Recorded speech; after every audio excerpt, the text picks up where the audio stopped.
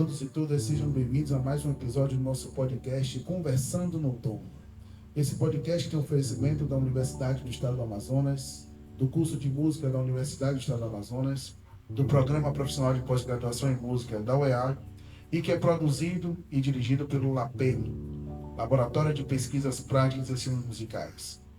Nesse terceiro episódio temos como convidado um grande, querido amigo, o professor doutorando Gilson Silva. Além de regente, compositor, professor, um grande ícone da música erudita, popular, e que faz realmente um trabalho maravilhoso com bandas de música, com bandas de metais, com orquestras, com bandas sinfônicas. Então, seja bem-vindo, nosso querido professor Gilson. Seja bem-vindo ao terceiro episódio do nosso podcast Conversando no Tom. Alegria, professor Fábio. Agradeço pelo convite. É sempre uma satisfação poder estar aqui no estado do Amazonas, né? Sobretudo na UEA, que vem realizando um trabalho lindo, né? De direcionamento da música para sopros, da música em geral, mas hoje estou aqui para isso, né? E é encantador, né? A gente fica muito feliz e, ao mesmo tempo, traz um sopro de esperança, assim, até mesmo para a nossa região, para a gente voltar tentando transformar, inspirado em vocês, né? No exemplo de vocês. Bom, muito obrigado, professor Gilson. E a gente começa a pergunta, querendo saber um pouco da vida dele, da vida musical. Como você começou na música? Como foi esse direcionamento para você, né, começar a praticar a música na sua vida e chegar até a vida profissional? Muito bem. Eu comecei, digamos, em casa. Muito novo. Eu venho de uma família que ela tem uma musicalidade, embora não tenha músicos profissionais, mas tem músicos bem interessantes, de excelência. Não foram para a área acadêmica, nem foram para um outro caminho profissional, mas continuam tocando. Enfim, tem chorões na família. E o meu pai é um seresteiro de mão cheia. E através dele eu acredito que eu peguei essa veia musical e foi dali para frente. Comecei a estudar numa escola de música, numa banda de música, na verdade. E nessa banda de música comecei a tocar trompete mais ou menos com 12 anos. E a partir de então eu não larguei mais. Com pouco tempo chega uma orquestra na cidade, eles montam uma orquestra na cidade, a cidade de Itapecerica, Minas Gerais. Eu passo a integrar o naipe de trompete dessa orquestra com uns 14, 15 anos. Desse naipe nasce um quinteto de metais. E é nesse quinteto, na época, a gente está falando de 1995, 94, por aí, não existia material. Não tinha compartilhamento, não existia internet, não existia nada disso. Tinha fita cassete, né? Vinil, e o CD lá no final estava começando a ficar mais próximo da gente. Mas o primeiro material que eu tenho contato são as fitas, né? E o vinil. E ouvindo esse material, principalmente quinteto de metais, eu comecei a sentir a necessidade de transcrever as coisas que eu ouvia. A gente queria tocar aquele repertório que às vezes a gente nem dava conta de tocar, né? Porque era muito novo e tal. Mas eu queria transcrever aquilo que eu achava interessante. E foi ali um exercício. Começa um exercício, né, de escrita, né, de audição, de transporte de instrumentos, né? Ouvir trompete si bemol, escrever a partitura, ouvir uma trompa em fá, escrever, e por aí vai. E daí nasce um interesse ainda maior pela música, né? Eu depois, com 17 anos, eu assumo a banda dessa cidade, uma banda mista com jovens, adultos, uma banda tradicional já com mais de 100 anos. Eu era muito jovem, né? Eu tinha 17 anos, então assim, muitas pessoas na época duvidaram até que a banda continuaria o trabalho, né, e tal. Mas eu acho que eu fui pelo caminho certo, que foi a educação. Assim que eu decidi, né, trilhar essa caminhada, eu me coloquei num lugar onde eu precisava buscar informação.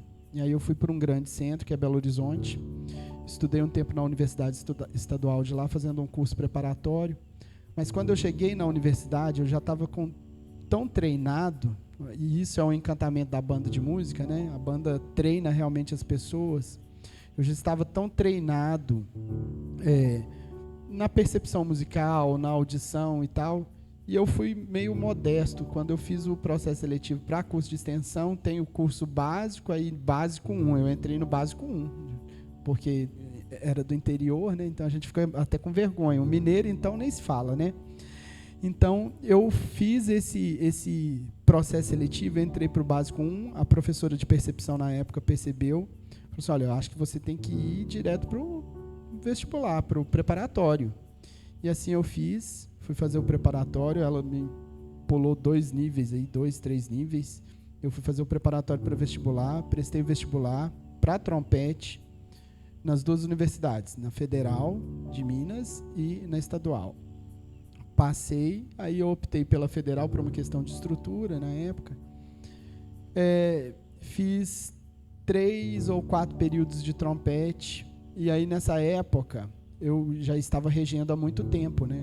Já tinha um tempo, eu era um aluno de trompete dentro de uma universidade que trabalhava. Eu ia todo final de semana, sexta-feira, eu voltava para a cidade para poder reger a banda. Reger a banda sexta, sábado, às vezes no domingo. E aquilo ali foi um verdadeiro laboratório.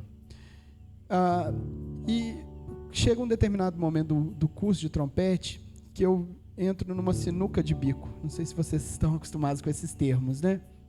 Mas porque eu já estava muito mais produzindo do que realmente atuando como um trompetista. Eu estava escrevendo muito, enfim. A banda, ela me fez fazer isso, né?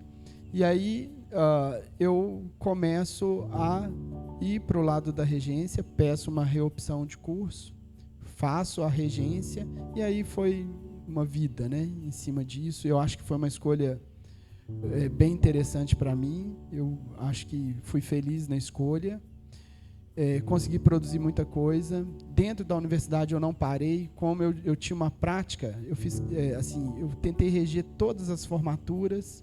Eu praticamente fiz um currículo paralelo. Eu estava comentando isso com a turma, né, de ter feito um currículo paralelo no sentido de uma formação própria para sopros.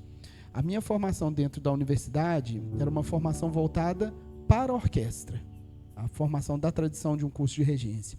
E na época realmente não se discutia a questão de sopros, né? Tinha as práticas de banda e tal, mas eu fui conhecendo de repertório as grandes obras canônicas de trombone, regi vários concertos de formatura, trompete, né? Enfim, os outros instrumentos também, saxofone. Conheci bastante de percussão, termos, enfim, é praticamente um currículo mesmo voltado para essa questão da banda. E isso foi me dando uma certeza em termos de formação. Eu entrei no mestrado, depois de alguns anos para frente, fui fazer pesquisa sobre escrita, né? Poderia ter feito na performance também, mas a escrita, ela sempre me fez observar melhor, né? Essa coisa do estudar música para mim. A música, ela está ali na partitura, então visualizar aquilo que está escrito me traz conhecimento, e poder, às vezes, manipular isso de alguma forma também é interessante. E aí, em 2020, eu tive a grata satisfação, né, de entrar no programa de doutorado da UFBA, juntamente com o professor, e ali nós fizemos a nossa amizade, antes de tudo, e um curso que, assim, estou caminhando para essa finalização, também, né, trazendo essa questão da escrita para a banda, né, da importância da gente produzir material brasileiro, de observar o material brasileiro e considerar as grandes obras brasileiras. Escreveu um livro essa história aí, né? E aí o que fica para a gente, né, quem seguiu a carreira do instrumentista mesmo, e não foi enveredou para a composição, né, para regência, esse tripé, né? composição, regência, instrumento. Como é que você lida com isso? Eu sei que deve ser uma coisa muito natural, mas como lidar com isso? Você tem que reger, tem que compor, tem que... Eu não sei se hoje você continua tocando de alguma forma, mas como é que é esse tripé? Tocar, compor e reger. Eu fui canalizando a minha energia para algumas coisas, né? Não dá para fazer tudo. O instrumento, ele de fato, ele ficou um pouco de lado, assim. Claro, eu sento, toco, acho que eu consigo resolver algumas coisas, né? Mas tem a questão da resistência muscular, enfim, e isso faz com que a gente repense, né? Às vezes, a nossa postura com o instrumento. Mas eu tenho consciência assim, de que a minha formação ela é para ajudar nessa formação de grupos, né? A minha missão, eu encaro isso como uma missão, né? Então, assim, quando eu falo da regência, eu tento não separar a regência dessa questão da composição. Por exemplo, eu estou aqui em Manaus, eu escrevi uma obra para vocês. O exercício, né, o fato de ter escrito uma obra para um grupo aqui, já é um exercício de regência, porque a análise, quantas vezes eu ouvi a obra, quantas vezes eu pensei a cada trecho, a cada passagem, né? Aquilo ali eu já estudei a obra, né, muitas vezes. Então ela está na minha cabeça, eu conheço a obra de cor. Claro que tem outras obras, né? Mas esse estudo, né, esse estudo da composição, ele de certa forma me ajuda a reger, porque ele me traz um olhar assim muito mais ágil na hora de analisar uma partitura, por exemplo. Então, que é uma primeira premissa de um regente, né? Você pega uma partitura para quê? Você não pode simplesmente fazer um gestual bonito. Não é assim que funciona, né?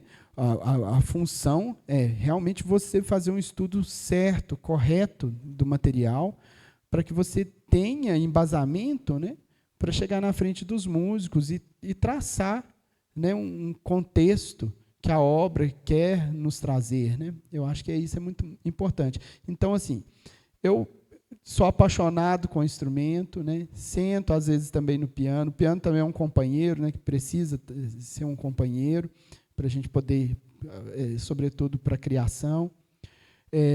Mas hoje o meu foco ele está todo voltado para essa questão da performance em regência e para a composição. A composição, assim, eu não me encaro como um compositor, assim, embora no meu Instagram esteja escrito lá. Mas eu estou nessa fase de observação. Eu dei sorte, eu falo que eu dei sorte, mas muita sorte mesmo. Porque tudo que eu escrevi, os músicos aceitaram. Né? E quando tem a chancela dos músicos, é a primeira chancela. Né? É a primeira chancela. Para chegar no público, quem tem que aceitar é quem toca. Então, isso eu dei sorte. Assim. Eu escrevi muito para o coral de trombones da UFMG, tem muitos arranjos. Ali eu aprendi muito também. Eu regi o coral, eu acho que uns 8 anos. Então, assim, e essa parte de conhecer os graves também, isso me ajudou bastante, né? Porque a gente conhece como que a escrita precisa funcionar para esse naipe. Então, acaba, assim, eu tive sorte mesmo, assim, de colocar as coisas à disposição e as pessoas darem um retorno positivo. Então, hoje, sou apresentado como compositor, eu fico feliz, né? Mas eu falo assim que é um processo de observação ainda, que eu ainda realmente quero escrever mais, eu quero ter mais tempo, né? Eu quero escrever e eu quero reger mais as minhas obras. Eu acho que é muito legal, né? Estar perto das pessoas, o compositor estar próximo, reger a própria obra. Eu acho que isso é muito interessante também. Bom demais. E, Gilson, você está em fase de conclusão do doutorado, né? E você traz um tema bastante interessante que é a escrita para a banda. Eu queria que você falasse um pouco dessa tese, do que vem sendo trabalhado nessa tese, sobre essa questão da escrita e da prática da composição da banda, do repertório de banda. Sim. Bom, escrita para banda já tem há muitos anos, né? Então, a gente tem banda é banda desde os tempos mais remotos. Então, tem a aglutinação de músicos ali, sopros, a gente já pensa em música para sopros, né? Então, se a gente pensar na Renascença, já está ali também, né? Então, tem muita coisa. E aí, a questão, no caso da minha tese, é a música brasileira. Por que a música brasileira? Porque nós nos curvamos bastante, às vezes, por um material que está bem editado fora do Brasil. Nós não temos um mercado editorial, né? Nós sabemos disso.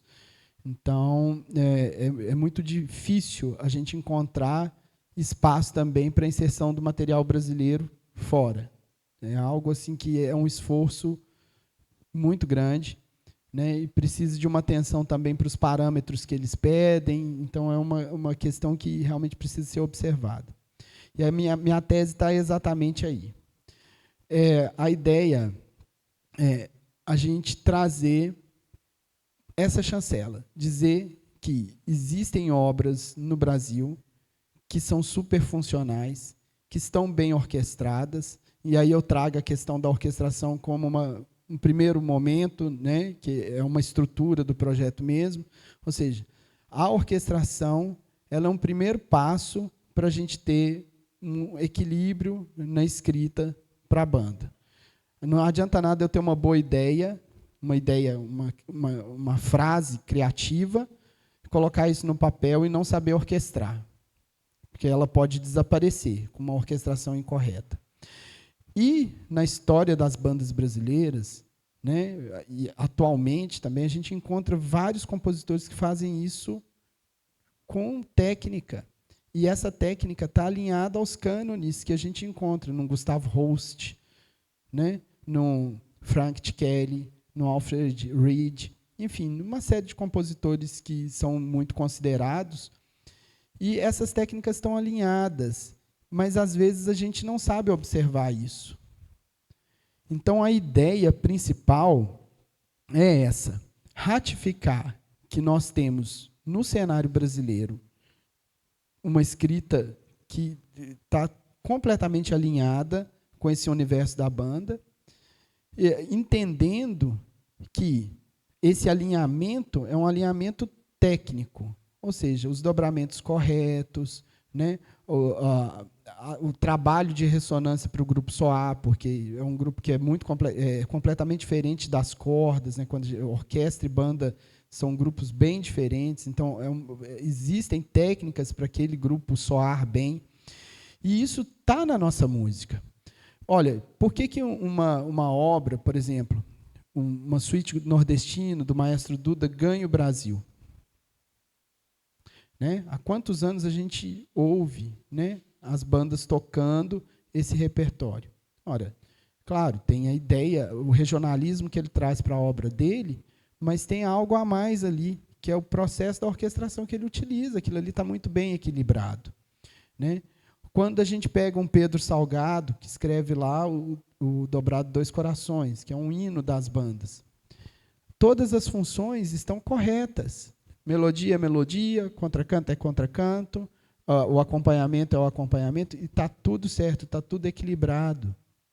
Né? E isso é um alinhamento, né? Existe um alinhamento ali. A grande questão é que, às vezes, um compositor regional, aqui do Amazonas, ou mesmo lá de Minas, não ganha o espaço que poderia ganhar, porque nós não temos essa potência do mercado editorial. Então, o que a gente está vendo na atualidade? Né?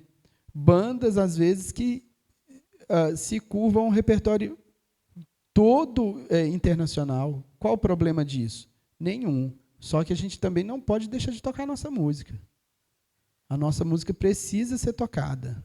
Ela, né, um povo que não coloca a sua cultura em primeiro lugar, né, ele está fadado aqui. Né?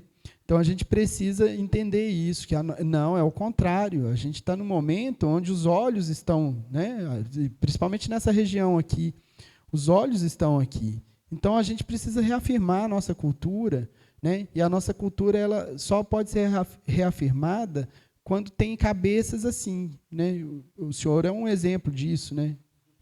por exemplo, né, essa coisa de o coral de trombones que faz um concerto e traz música regional, né? Vai para uma BT, onde nós temos vários artistas internacionais, e está lá a música do Amazonas lá, né? E isso é muito importante. E bem orquestrado, bem arranjado, né? Bem equilibrado. Então, eu acho que as bandas, quando observarem, né, que nós temos, né, já pronto, né, coisas da nossa tradição, temos vivos compositores que estão escrevendo, né, vários compositores que estão escrevendo, com técnica, né, e funcional. Acho que a gente começa a mudar esse cenário, né, esse cenário passa a ser um cenário onde a nossa música passa a ter mais valor e, quem sabe, né, começa a aparecer também um mercado editorial que é tão importante para a gente. Muito bom. Eu não poderia fugir de uma pergunta, logo eu vou passar a pergunta para um de vocês, fazer a pergunta para o nosso maestro Gilson. Mestre, você compôs a obra O Prado Amazônico, uma obra interessantíssima, e eu tenho certeza que vem através de um estudo muito profundo, porque quando a gente ouve, né, a gente sente realmente, quem é do Amazonas sente a característica amazonense naquela obra.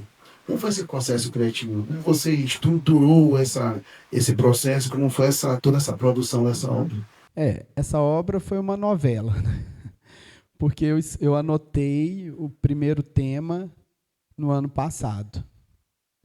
No ano passado, para o CEMPEAN do ano passado. Eu anotei o primeiro tema. Então, é um teminha que ele tem o quê? 4 compassos. Para o sétimo CEMPEAN. Para o sétimo. Então, anotei e não consegui terminar, porque o exercício de... E eu anotei sem orquestrar, sem colocar harmonia, nada. Eu anotei o tema, uma linha melódica. E, assim, o exercício da composição, para mim, ainda é algo que precisa ainda ser um pouquinho mais acelerado. Eu preciso parar e tem que ser no silêncio. Eu faço essas coisas na madrugada. Eu não consigo raciocinar bem na parte da tarde, por exemplo. Então, eu pego, por exemplo, 9h da noite e vou até às 5h30 da manhã. É assim que funciona para mim. E, assim, eu não consegui terminar, desenvolver o tema e não consegui pensar uma estrutura. Desenvolvendo um material novo para esse 8º CEMPEAN agora, né, eu parei e fui mexer nas coisas guardadas e achei esse tema lá. Falei assim, olha, eu acho que é hora de retomar. E eu arranjei o primeiro tema, os 4 primeiros compassos. E aí depois eu fiz uma segunda frase, uma terceira e uma quarta. Quando eu cheguei na quarta, que eu vi que ela estava bem estruturada, eu falei assim, daqui para frente eu não posso parar mais. E aí eu comecei a escrever e entrei praticamente num transe, né, que foi assim durante umas 3 semanas, por aí, 3, 4 semanas. Eu terminei a obra, o CEMPEAN começou no sábado, na segunda-feira, né? Eu terminei a obra no domingo. Eu estava olhando agora há pouco, eu terminei a obra 22h40 no domingo. Quando eu terminei, gravei, deixei tudo pronto, eu te mandei para você ouvir.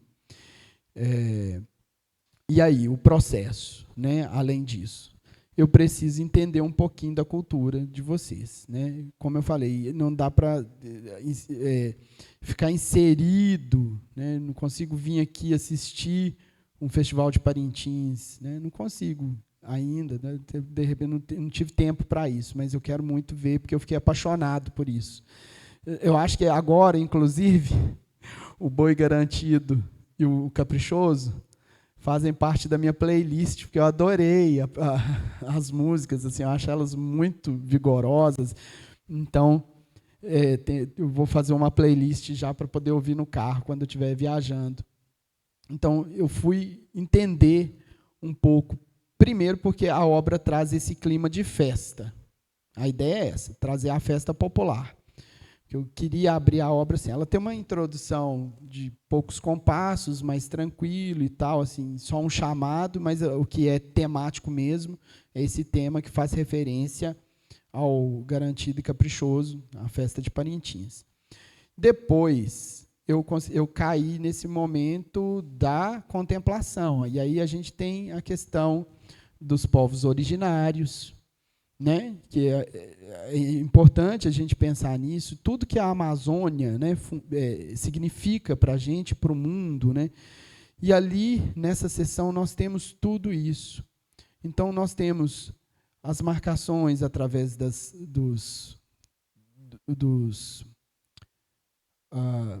percussão, né, os efeitos dos pássaros, né, a água representada também nos instrumentos de percussão, enfim. Então, uma série de questões ali no meio que eu fui pensando assim, em termos de contemplação.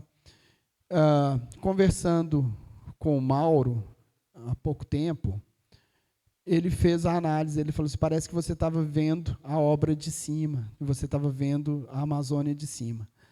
Antes de eu sair para cá, eu fico emocionado, porque isso é uma verdade. Eu falei para minha esposa, eu falei assim, a sensação que eu tenho é como se eu estivesse olhando por cima. Eu quis transmitir isso na obra. E quando alguém vem e fala isso, eu falo a frase exatamente que eu falei. É a gente chegar no objetivo, né? O objetivo de um compositor é esse. Claro que a gente não quer que a plateia saia analisando a obra, não é isso. A obra tem que agradar primeiro. Mas quando a gente chega numa universidade, que a gente tem contato com pessoas que estão ali no meio musical e sabem, de certa forma, colocar aquele seu pensamento, né, e falar exatamente o que eu pensei. E é exatamente isso.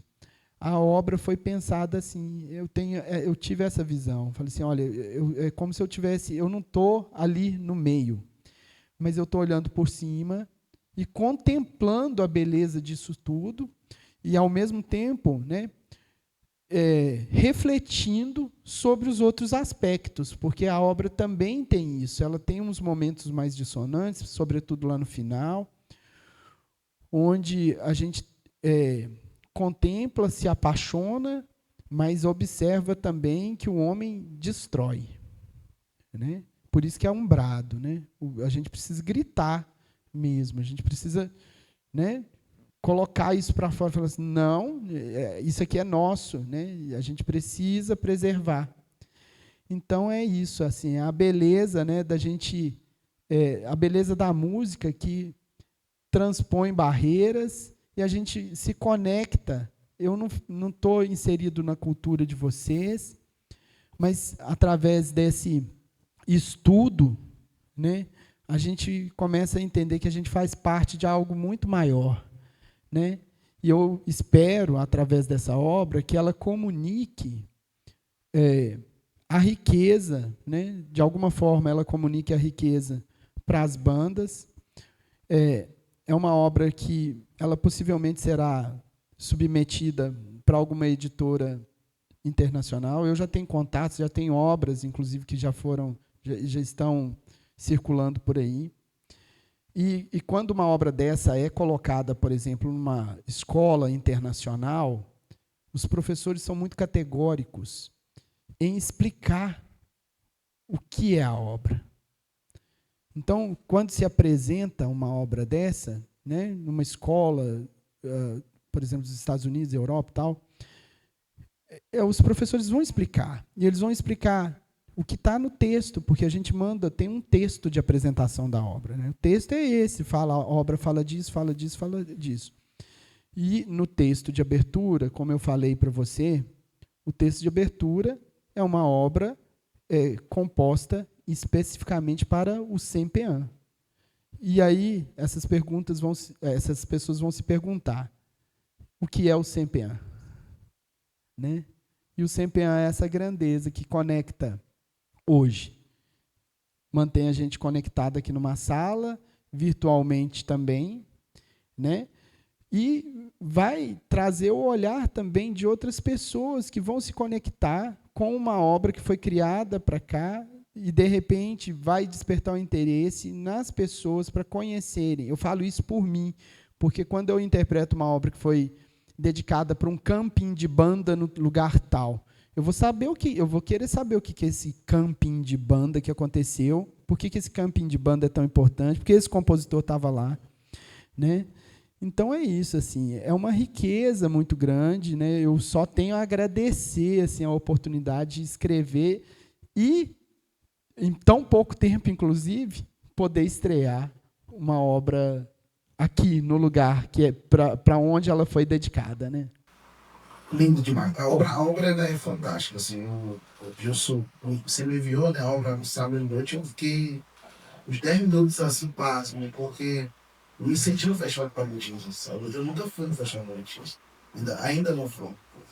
Mas pelo que a população aqui, né, do Amazonas se mobiliza para isso, o Amazonas como um todo, né, o estado, a gente sente realmente o que você quis colocar, a gente sente essa emoção de festival da festa, né, na parte do desenvolvimento, né, aquela parte contemplativa, ela realmente traz essa emoção de se apropriar disso, entendeu? Eu sou daqui, isso aqui realmente é importante. E o final é fantástico. Eu acho que vale a pena e deve cada amazonense, cada músico amazonense ouvir essa obra, porque ela é fenomenal. Parabéns pela você. Muito obrigado pela tua. E ter escrito essa música para um evento que está chegando quase a sua 10ª edição, né? E a gente espera cada vez mais que esse evento traga mais oportunidades e abra a mente e possa consolidar a música do Estado. Nesse momento eu queria abrir para perguntas. Alguém tem alguma pergunta para fazer ao nosso querido Gilson? Perguntas? Pergunta?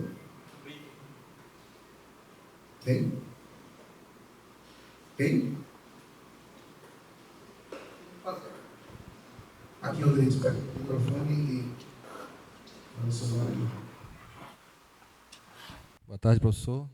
Mais uma vez, bem-vindo a CEMPEAN, né? Amazonas, Manaus. Minha pergunta é concernente também à questão de banda, né? A gente não pode fugir do assunto. A questão da editoração, né? De partituras. Eu acompanho também o trabalho do professor Pedro Dias, da Bahia, não sei se foi seu professor, né? Relacionado à composição, a cursos, ministrações nessa temática. A minha pergunta é concernente a esse espaço na composição. A Escola Brasileira de Composição, ela também sofre nesse caminho da editoração? Ou em trabalhos voltados, né? Instrumentação, orquestrações, no modo geral. Como o senhor vê essa questão? Bom, vamos pensar lá atrás. O Villa-Lobos, a obra dele foi disponibilizada aonde? Ela foi registrada aonde? Na França. Por aí a gente já vê uma tradição, né? Nós temos a Academia Brasileira de Música, né? Tem feito um trabalho, a Funarte também. Funarte com um trabalho de editoração do material de bandas, né? Tem um repertório de ouro que está lá desde lá atrás. Então já tem um tempo. Mas ainda assim nós não temos um mercado, de maneira geral, em música orquestral, tá? Música para banda, música de câmara. A gente não tem esse mercado sedimentado. Então, assim, é um espaço, e aí que naturalmente envolve, você falou aí de escola, de composição, né?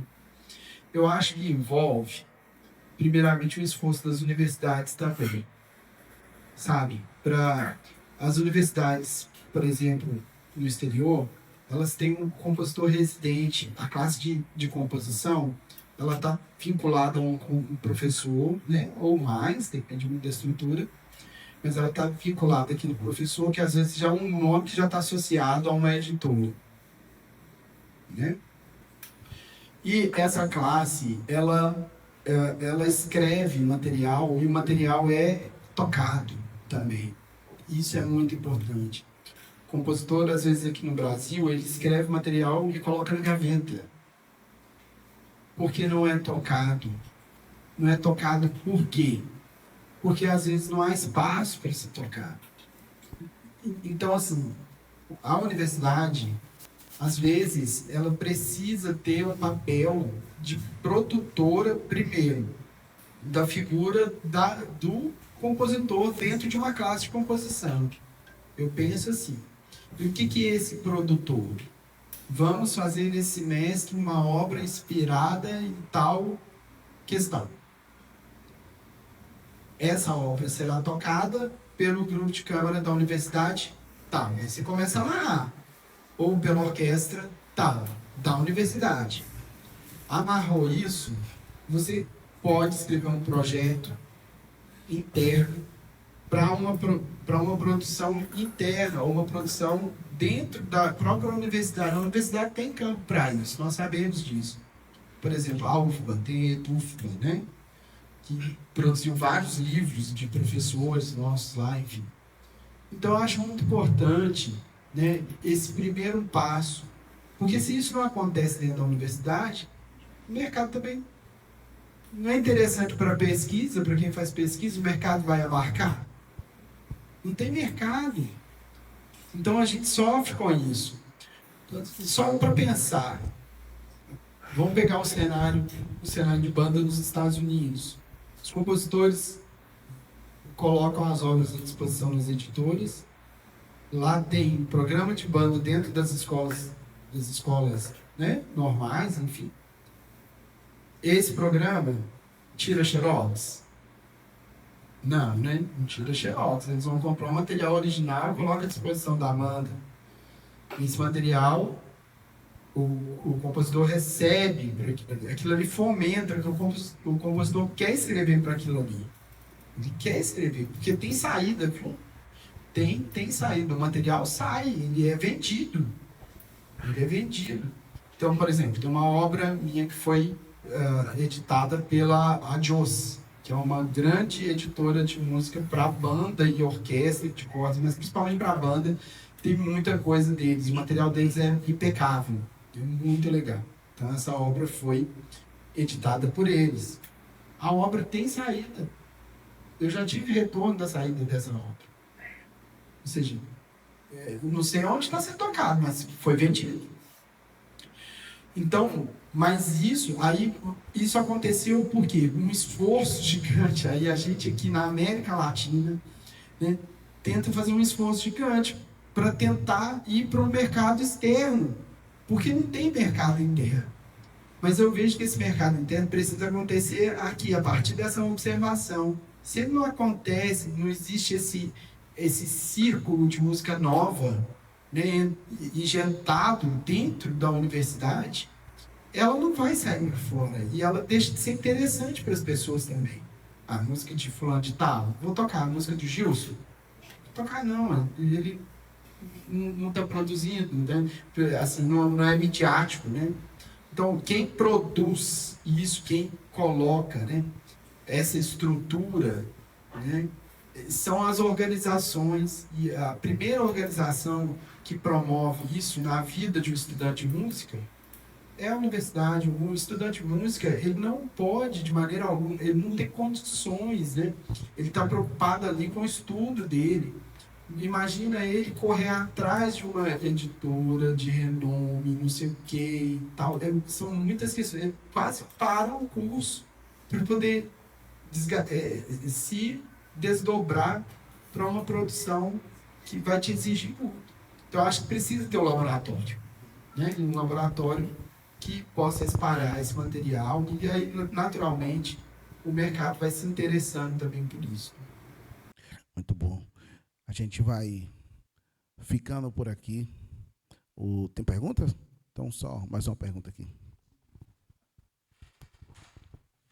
Boa noite, né, professor? Já quase boa noite. Bom, eu vou tentar me expressar da melhor maneira para fazer a pergunta. Eu venho do meio de bandas e fanfarras. E o senhor falou sobre o cenário, né, sobre o mercado da composição para bandas, né? O senhor acha que esse meio de não ter tanta volta, né? O senhor acha que está impactado pela questão de não ser tão favorecido o meio de bandas no Brasil em termos de concurso, em termos de qualidade de material, em termos de... Porque, assim, desde quando eu comecei a tocar em banda, todos os repertórios, a maioria, né, eram de fora. Como o senhor falou, tocamos John Williams, tocamos várias outras peças de confrontos, assim, quando a gente se preparava para algum concurso. E era difícil, realmente, a gente ver um repertório popular. Então, assim, o senhor, no seu ponto de vista, o senhor falou sobre a questão da universidade, né, ter um apoio referente a isso. O senhor concorda que poderia ter mais apoio diretamente a essas bandas para que isso transformasse numa coisa mais sólida, para que os concursos voltassem com mais força, para que fosse mais consolidado e tivesse a oportunidade dos compositores ter, né, essa volta, né, poder compor mais para as bandas? O que o senhor acha, do seu ponto de vista? Primeiro, sim, a universidade ela pode contribuir. A gente já tem um exemplo aqui, né? Uma universidade que enxerga uma escola ou em outras organizações um potencial e pode ajudar aquela escola a crescer. Essa escola, ela fica estruturada, né? Ou seja, você estrutura a banda. A partir dessa estrutura, você estrutura o pensamento também. Porque quando você estrutura o grupo em termos, né, de qualidade sonora, tem um pensamento também que passa a ser necessário, um material de qualidade e tal. Então, acho que, sim, a universidade ela pode contribuir com isso. Mas a gente tem um gargalo que é maior, que é a questão da educação musical no Brasil. O Brasil ele não tem tradição de bandas escolares. E a gente está vendo as bandas acabando, as bandas comunitárias, né? Existem bandas comunitárias. Lá em Minas, né? A gente chama de banda de música. E a banda de música lá não está ligado à escola regular, ensino médio. Isso é um problema. Eu acredito muito assim. A gente precisa fazer essa parceria. Universidade, escolas, inserir estudantes dentro das escolas, né, licenciados, enfim, o perfil que mais for adequado para as escolas, montar a banda dentro das escolas, isso é muito importante, para a partir daí a gente começar a enxergar essa necessidade de material mesmo, né? E aí o material ser produzido. E aí começa a ter aquela questão do direcionamento pedagógico, porque precisa ter um direcionamento pedagógico, e aí o regente, né, ou o coordenador da banda, ele precisa estar atento para essas questões, porque não é você fazer um repertório só bonito, é um repertório que ele tem que ser multifacetado, ele tem que trazer experiências, né, porque a gente sabe do papel da música. A gente, às vezes, não pode ir lá na Alemanha, mas a gente pode tocar a música do bairro e mostrar para o garoto o que é um bar. Então, uma banda pode fazer isso. Da mesma forma, aquilo que nós falamos no início. A gente também não pode negar a nossa cultura. Então, precisa ter a inserção do repertório ali. E essa necessidade, o material pedagógico, você não precisa de um livro de matemática. As escolas não compram um livro de matemática, português, ciências. A escola pública tem isso, né? Na privada, os meninos não pagam pelo livro. Pois é, porque no caso da música, o regente, ele tem que, às vezes, abrir uma plataforma, né? Uma plataforma de compartilhamento de material. Às vezes não paga pelo compartilhamento, por aquilo que ele pegou. Aplica aquilo ali na escola, a escola aceita. Então aí não pode, o projeto não pode começar assim, ele já está errado, né? O que a gente precisa fazer é esse caminho, que é um caminho a longo prazo, né? A gente sabe que é um caminho a longo prazo, que é estruturar o ensino de música, significa trazer o ensino de música dentro de uma escola, para o mesmo patamar de um ensino de matemática, para o ensino de português. né? As necessidades que você tem nessas classes, elas têm que ser equiparadas à classe de música. A classe de música também tem que funcionar da mesma forma, né? Para daí você realmente ter um mercado funcionando assim, lindamente, né? Uma coisa toda direcionada, e aí é um leque de opções, né? Porque a gente está falando aqui da composição, mas eu vejo isso como uma coisa muito maior, né? É uma oportunidade de emprego para um monte de gente. Atinge no final lá até mesmo o compositor. O compositor nesse longo prazo talvez seja o último. Mas se é uma história que é para ser contada, ela precisa começar a partir de um ponto. O ponto, eu acredito que é essa criação de bandas escolares, né? A gente tem exemplos no Brasil, por exemplo, o Estado de Goiás tem um projeto maravilhoso. Eu acho que no futuro eles vão caminhar para isso, porque já tem professores que já disponibilizaram métodos, né, que estão sendo utilizados na rede. Eu trabalhei no Estado do Espírito Santo também, tem algumas escolas, hoje eu não sei como está a situação geral, mas tem escolas públicas com bandas. E lá, por exemplo, tem ex-alunos que se tornaram, inclusive, compositores. Escreveram para essas bandas, porque eles assumiram as bandas de alguma forma, precisavam de material também, eles tinham interesse na área e começaram a escrever. Só que, infelizmente, não tem um respaldo ainda a ponto, né, da gente colocar isso dentro de um formato de editora e tal. Mas vamos torcer para isso estar certo, né? Acho que falta mesmo a institucionalização da banda na escola, né? Sim. Isso realmente tem que ser repensado, tem que ser feito. Até porque a música contribui com a educação, então quando a gente faz esse link, né, vai unir o útil ao agradável. E pensando nessa forma agora das novas metodologias ativas, da participação mais prática do aluno na escola de ensino médio e fundamental, acho que a banda seria um caminho interessante a ser construído. Bem, gente, a gente chega no final aqui. Agradecer a todos, agradecer ao maestro, nosso querido Gilson, deixar ele para fazer as considerações finais dele, por favor, maestro, as suas considerações finais. Eu que agradeço, é um prazer sempre, né? Eu realmente tenho uma admiração muito grande por vocês, né? Pelo trabalho que está sendo realizado, pelo seu trabalho, você sabe disso, assim, é encantador ver essa sua energia, né? E essa energia, ela é replicada em todos, né? Então, está no olhar das pessoas, está nas ações, enfim, isso é muito bonito.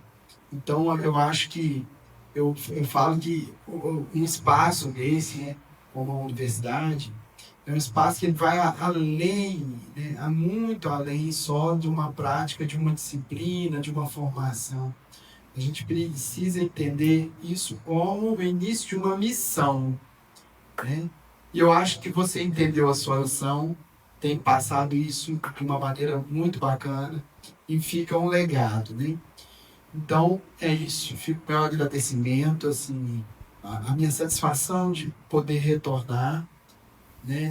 E sobretudo, por poder colocar uma obra dentro desse programa e também ter um contato, né, com vários jovens, né? A banda que nós vamos apresentar no concerto de encerramento dessa edição do CPRAM, ela tem muitos jovens, então isso realmente encanta e mostra assim, a força dessa prática chamada música, né? Muito obrigado, eu estou muito feliz de estar aqui.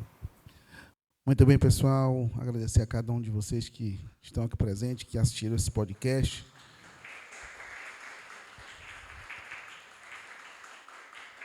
Lembrá-los que esse é o nosso terceiro episódio. Não se esqueçam de assistir o segundo e o primeiro episódio também.